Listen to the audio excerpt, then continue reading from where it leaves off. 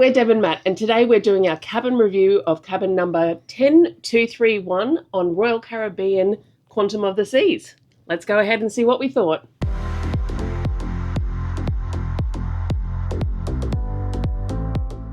All right, Deb. All right. Okay, so we've only been in here for a short number of days, enough to know whether or not there was things that were good or bad in here. I think Matt mentioned about in the shower, I don't know if we really need to open the shower, but in the shower, it was actually quite hot, the temperature. You could adjust it down, but it felt like it still didn't go down. But I loved that because I personally love a really nice hot shower. But I think Matt was struggling to get it down to a... It just, for me, what I found was it was hot right up the go. I like a very hot shower as well, but I like to bring the temperature up to that, and it was just hot the minute you got in, and it didn't matter about bringing the temperature back. It just seemed to always be that one hot temperature. Yeah. Again, anything that we find like this, we do just mention, just in case it is just a little adjustment that they need to do. Yeah. So I mean, it wasn't scalding hot, but it was just hot. Yeah. So yeah. Cool. All right. As far as space, storage, plenty. We obviously did that in our cabin tour, but ample space. Bed was firm. Yeah. But I want to say firm, but fair.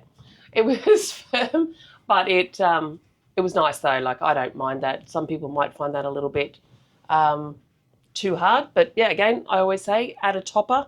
Ask your cabin steward, and they will always add that for you. Yep. Power was working over or beside the bed? Power was working.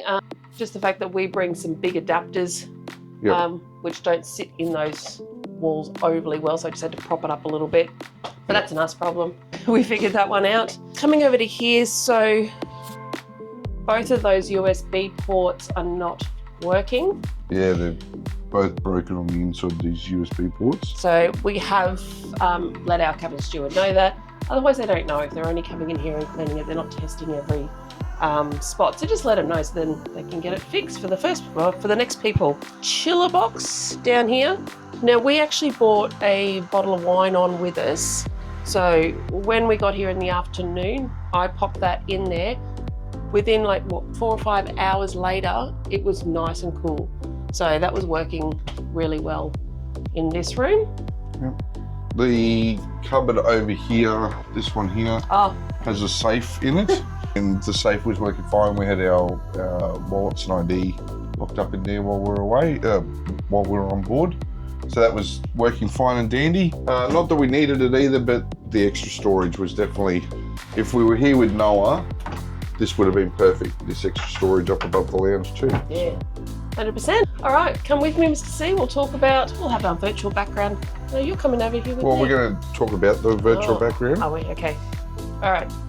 So I didn't get much of a clip, unfortunately, from yesterday, but you want to tell them what happened? Yeah, so yesterday it was actually raining outside, and we could see the droplets coming down the screen. That's what these lines are from, we think. But as it was raining, all of a sudden, it started doing this, and it was a windscreen wiper going across. I did actually get a little clip of it, but the windscreen wipers were coming on. It was hilarious. It's like you were driving down the road. But anyway, so let's talk about location. Location. I thought it was brilliant. Yeah, a good location. It's sort of down towards the end of a hallway, but also around the corner from all the lift wells. So you're not really getting the noise of the lift wells because there's a maintenance area for the cabin stewards. They've got all their storage and everything between here and the lifts, so you don't get when teenagers are hanging out or kids are hanging out. I heard no noise. No noise at all. No. So, and the lifts are literally just around the corner sort of thing from us. So brilliant location. Yeah, really good location. This virtual window thing is actually, it's a nice touch. Yeah, it actually is. For to have an interior room and still feel like you're part of the outside world. Or at least are aware of the outside world, right? Maybe that's it. It's remote controlled, so it does have block-out curtains. Yeah. So that's great. You can actually completely block that out. There's no light leak.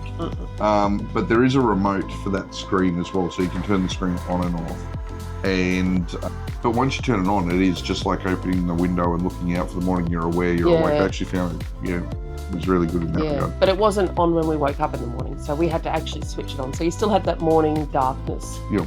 So you could leave it on if you wanted to, though. I mean, I was turning it off at night. So everything else was good, though. I was really happy. Yeah, no gripes at all.